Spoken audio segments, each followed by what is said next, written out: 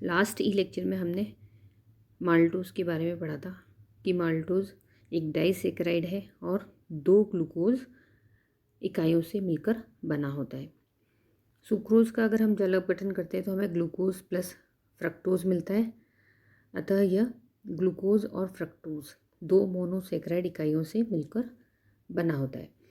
Sucrose में 1,2 glycosidic linkage पाया जाता है और यह एक बहुत ही इम्पॉर्टेंट डाइसैकेराइड है। जैसा कि हम डेली लाइफ में इसे यूज़ करते हैं, इसे केन शुगर या शुगर भी कहते हैं। जो हम घरों में शुगर यूज़ करते हैं वो सुक्रोज़ ही होती है। तो हमारी डेली लाइफ में इसका बहुत ही इम्पॉर्टेंट महत्व है, इसीलिए इसका इंडस्ट्रियल इम्पोर्टेंस भी बहुत अधिक है। इसका मेन सोर्स शुगर केन होता है, गन्ना होता है। इसको हम गन्ने के रस से प्राप्त कर सकते हैं कि गन्ने के रस को कंसंट्रेट करके उसमें से हम सुक्रोज़ को क्रिस्टलीय रूप में प्राप्त करते हैं। सुक्रोज़ के जो क्रिस्टलीकरण के बाद जो मदर लिक्विड बचता है उसे शीरा कहते हैं, जो कि एक इम्पॉर्टेंट इंडस्ट्रियल प्रोडक्ट होता है, क्योंकि शीरे के फर्मेंटेशन से ही अल्कोहल या इथेनॉल का इंडस्ट्रियल उत्पादन होता है। सुक्रोज़ एक वाइट क्रिस्टलीय सॉलिड होता है जिसका गलनांक 180 डिग्री सेल्सियस होता है और यह जल में विलयशील है, लेकिन अल्कोहल और ईथर में अविलय होता है। अब यदि हम सुक्रोज़ को इसके गलनांक बिंदु मेल्टिंग पॉइंट से ऊपर तक गर्म करते हैं तो यह एक भूरे रंग के ब्राउन कलर के कंपाउंड में परिवर्तित हो जाता है, जिसे कैलामल कहते हैं या भुनी हुई शक्कर कहते हैं, जिसका उपयोग बेकरी में बहुत अधिक किया जाता है। और यदि इसे सांद्र सल्फ्यूरिक अम्ल में डालते हैं तो यह झुलसकर काले रंग के कंपाउंड में परिवर्तित हो जाता है, जो कि एक तरह से पूर्णतः कार्बन ही होता है। सुक्रोज़ डेक्स्ट्रो रोटेटरी होता है और इसका जो स्पेसिफिक रोटेशन है वो +66.5 डिग्री होता है। सुक्रोज़ का मॉलिक्यूलर फार्मूला C12H22O11 होता है। अब सुक्रोज़ के स्ट्रक्चर को हम किस तरह से प्रूव कर सकते हैं, इसमें हम सबसे पहली अभिक्रिया लेते हैं जल अपघटन, हाइड्रोलिसिस। सुक्रोज़ का जब जल अपघटन डाइल्यूट एसिड्स के साथ किया जाता है तो हमें D+ ग्लूकोज और D- फ्रुक्टोज का सम आणुक मिश्रण प्राप्त होता है, जैसे कि इस अभिक्रिया में हमें दिखाई दे रहा है। सुक्रोज़ का जल अपघटन करने पर D ग्लूकोज और D फ्रक्टोज मिलता है। इसमें D फ्रक्टोज का जो स्पेसिफिक रोटेशन है वो -92.4 डिग्री होता है और D+ ग्लूकोज का जो स्पेसिफिक रोटेशन है वो 52.7 डिग्री होता है। तो डी फ्रक्टोज का जो स्पेसिफिक रोटेशन है वो डी ग्लूकोज के स्पेसिफिक रोटेशन की तुलना में अधिक होता है। अतः कुल मिलाकर ये जो सम आणुक मिश्रण है वो लिवोरेटेटरी होता है। तो इस प्रकार से जो जल अपघटन के बाद सुक्रोज का जो अणु है उसका जो ऑप्टिकल रोटेशन है उसकी डायरेक्शन चेंज हो जाती है। इसीलिए इस प्रोसेस को हम इन्वर्जन ऑफ केन शुगर भी कहते हैं, इक्षु शर्करा का प्रतिपन। और इस प्रकार से जल अपघटित शर्करा या ग्लूकोज और फ्रक्टोज का जो सम आणुक मिश्रण है उसे हम इन्वर्ट शुगर कहते हैं। और इस प्रकार का ये जो परिवर्तन है अर्थात सुक्रोज का जल अपघटन ईस्ट में विद्यमान एंजाइम इन्वर्टेज के साथ भी हम कर सकते हैं। तो इस प्रकार से हम देखते हैं कि सुक्रोज इन्वर्टेज एंजाइम की उपस्थिति में भी जल अपघटित हो सकता है। और इसका जो रोटेशन है यानी जल अपघटन से पहले ये डेक्स्ट्रो रोटेटरी होता है और जल अपघटन के पश्चात इसका ऑप्टिकल रोटेशन चेंज हो जाता है और ये लीवो रोटेटरी हो जाता है। नेक्स्ट अभिक्रिया हम लेते हैं नॉन रिड्यूसिंग शुगर।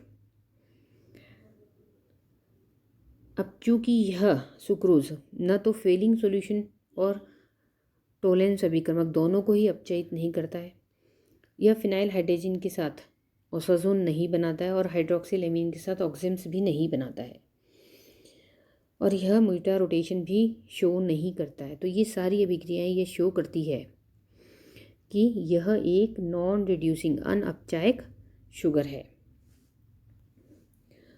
और इन सभी तथ्यों से क्या निष्कर्ष निकलता है कि सुक्रोज में न तो ग्लूकोज का एल्डिहाइड फ्री है और न ही फ्रक्टोज का जो कीटोनिक ग्रुप होता है वो फ्री होता है।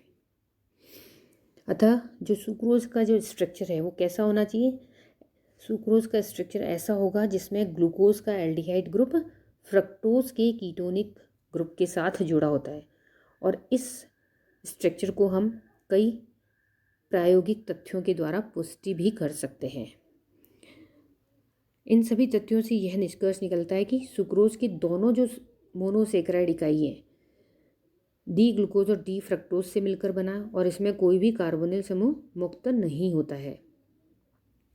और ये दोनों ही मोनोसेक्राइड इकाइयाँ ग्लूकोज के C1 कार्बन और फ्रक्टोज के C2 कार्बन के बीच ग्लाइकोसिडिक लिंकेज के द्वारा जुड़ी रहती है। ग्लूकोज और फ्रक्टोज दोनों के ही दो दो एनोमेरिक फॉर्म होती है, अल्फा और बीटा। अतः दोनों के मध्य का ग्लाइकोसिडिक बंध है वो किसी भी एक प्रकार का हो सकता है। अल्फा अल्फा हो सकता है, अल्फा बीटा, या बीटा अल्फा, या बीटा बीटा हो सकता है। ग्लूकोज में सुक्रोज में ग्लाइकोसिडिक बंध की नेचर हम इसके जल अपघटन के द्वारा ज्ञात कर सकते हैं, और साथ ही वलय का जो आकार है वो किस प्रकार का होगा इसे भी हम इसके जल अपघटन से ज्ञात कर सकते हैं। तो सुक्रोज का जब हम मिथाइलेशन करते हैं तो हमें ऑक्टा मिथाइल सुक्रोज मिलता है जो जल अपघटित होकर 2,3,4,6 टेट्रा मिथाइल डी ग्लूकोपाइरिनोज तथा 1,3,4,6 टेट्रा मिथाइल डी फ्रक्टोफ्यूरिनोज देता है। जैसा कि सभी क्रिया में दिखाई दे रहा है, सुक्रोज का जब हम पहले मिथाइलेशन करते हैं तो हमें ऑक्टा मिथाइल सुक्रोज मिलता है, और उसके बाद इसका जब जल अपघटन करते हैं तो 2,3,4,6 टेट्रामिथाइल डी ग्लूकोपाइरिनोज और 1,3,4,6 टेट्रामिथाइल डी फ्रक्टोफ्यूरिनोज प्राप्त होता है। अर्थात यह माल्टेज एंजाइम के द्वारा भी जल अपघटित हो जाता है। जो यह माल्टेज जो एंजाइम है वो केवल अल्फा ग्लूकोसाइडिक लिंकेज को ही जल अपघटित करता है, जिससे यह निष्कर्ष निकलता है कि सुक्रोज एक अल्फा ग्लाइकोसाइड है। और यह इन्वर्टेज एंजाइम जो कि बीटा फ्रक्टोसाइड के लिए स्पेसिफिक होता है से भी जल अपघटित हो जाता है, जिससे यह निष्कर्ष निकलता है या प्रमाणित होता है कि सुक्रोज में जो फ्रक्टोज है वो बीटा फ्रक्टोसाइड के रूप में होता है। यानी सुक्रोज में अल्फा ग्लूकोसाइड और बीटा फ्रक्टोसाइड दोनों ही होते हैं, और ग्लूकोज भाग का जो एनोमेरिक कार्बन है C1 कार्बन है उसका अल्फा विन्यास होता है, और फ्रक्टोज भाग का बीटा विन्यास होता है। इस प्रकार से हम सुक्रोज का जो केमिकल या रासायनिक नाम है उसे हम कह सकते हैं alpha D glucoside, alpha D glucopyranosyl और बीटा डी फ्रक्टोफ्यूरिनोसाइड, और जिसे हम हावर्थ प्रोजेक्शन सूत्र के द्वारा इस प्रकार से प्रदर्शित कर सकते हैं। ये इसका ग्लूकोज पार्ट है और ये इसका फ्रक्टोज पार्ट है, जो 1,2 ग्लाइकोसिडिक लिंकेज के द्वारा ग्लूकोज का CHO ग्रुप फ्रक्टोज के कीटोनिक ग्रुप के साथ 1,2 ग्लाइकोसिडिक लिंकेज के द्वारा जुड़ा रहता है।